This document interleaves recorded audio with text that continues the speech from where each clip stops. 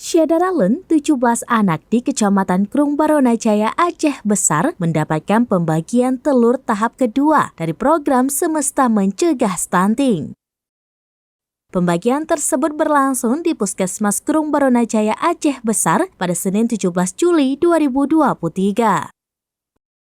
Selain pembagian telur, dilaksanakan penyuluhan bagi orang tua anak stunting dengan berfokus pada pengolahan makanan agar gizi anak terpenuhi. Kepala Puskesmas Krung Baronajaya, Rosa Andriani SST menyambut baik kegiatan yang dilakukan Serambi Indonesia. Ia berharap adanya penambahan kakak asuh sehingga angka stunting di Aceh terus menurun.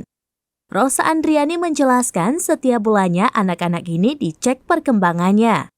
Sementara itu, PIK Program Semesta Cegah Stunting Aceh sekaligus Asisten Manajer Iklan Serambi Indonesia, Kurniadi Hasan mengatakan ada 10 tahap lagi pembagian telur bagi anak stunting di Kecamatan Krung Baronajaya.